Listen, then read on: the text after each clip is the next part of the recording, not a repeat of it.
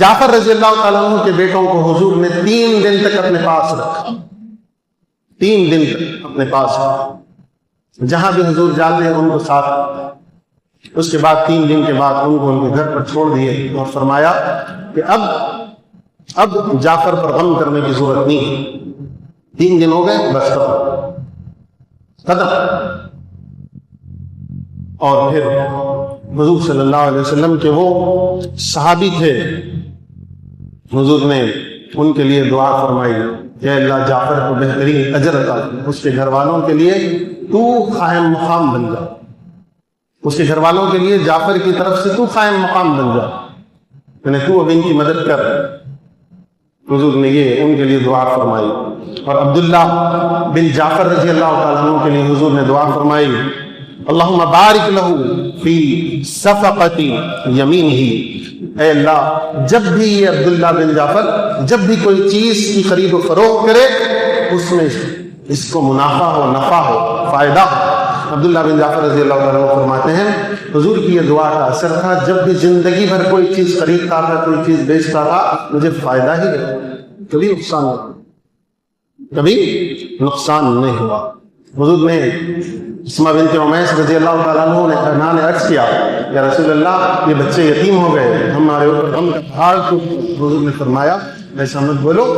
میں ان کا سرپرست ہوں، میں ان کا والی ہوں، میں ان کا، حضور نے پھر کہاں تک فرمایا انا ولیہم فی الدنیا والآخرہ، میں ان کا والی ہوں، میں ان کا سرپرست ہوں، دنیا میں بھی آخرت میں بھی۔ اور پھر یہ حضرت جعفر بن ابو طالب رضی اللہ تعالیٰ عنہ کے بارے میں طبرانی، حاکم، بیہقی اور بھی دیگر کتابوں میں حدیث ہے کہ حضور صلی اللہ علیہ وسلم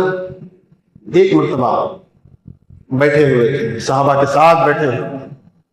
اسماء بنت عمیس رضی اللہ تعالیٰ عنہ بھی قریب ہی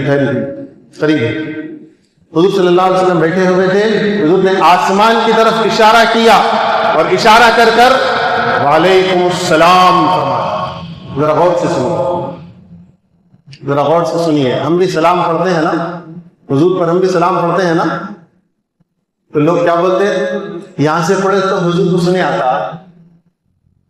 ذرا بھی حدیث پر غور کیجیے اور آج سے پھر پڑھنا جانا نہیں۔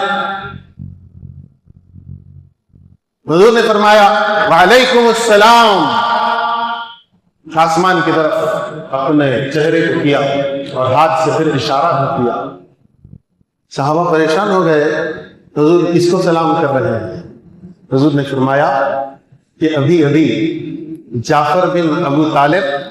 جبرائیل، میکائیل، اسرافیل علیہم السلام فرشتوں کے ساتھ یہاں سے گزر رہے تھے، انہوں نے مجھے سلام کیا، میں نے ان کے سلام کا جواب دیا، تم بھی ان کے سلام کا جواب دو، تم بھی ان کے سلام کا جواب دو۔ ایک نہیں، 1 سے 3 4 کتابوں میں یہ حدیث موجود ہے۔ اسماء بنت عمیس حضور صلی اللہ علیہ وسلم نے جعفر کی زوجہ، جعفر کی اہلیہ، ان کی بیوی کو تسلی کے لیے حضور نے یہ فرمایا، دیکھو ابھی جعفر یہاں سے جا رہا ہے، اور حضور نے فرمایا، طبرانی کی حدیث ہے کہ جعفر رضی اللہ تعالیٰ عنہ کو جنگ میں کیا ہوا تھا، جنگ میں لڑ رہے تھے، ایک ہاتھ کٹ گیا، دوسرے ہاتھ سے انہوں نے جھنڈا پکڑ لیا، دوسرا ہاتھ بھی کٹ گیا، تو یہ جو کٹے ہوئے ہاتھ تھے اور چہرہ یہ ملا کر انہوں نے جھنڈے کو ایسا پکڑ لیا، جھنڈے کو گرنے نہیں دیا۔ تو حضور نے فرمایا کہ جعفر کو اللہ نے وہاں پر 2 پر عطا کیے، جیسا فرشتوں کو پر ہوتے ہیں، حضور نے فرمایا کہ جعفر کو اللہ نے 2 پر عطا کیے، جو 2 ان کے ہاتھ کٹ گئے تھے، ان کٹے ہوئے ہاتھوں کے بدلے جعفر کو اللہ نے پر عطا فرمایا۔ اس کے بدلے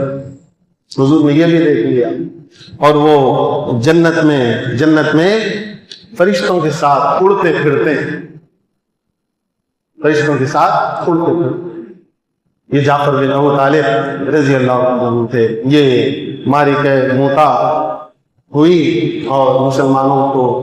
اس جنگ میں اس طریقے سے فتح ہوئی، اور صحابہ اکرام میں صرف 12 صحابہ شہید ہوئے۔ میرے مولا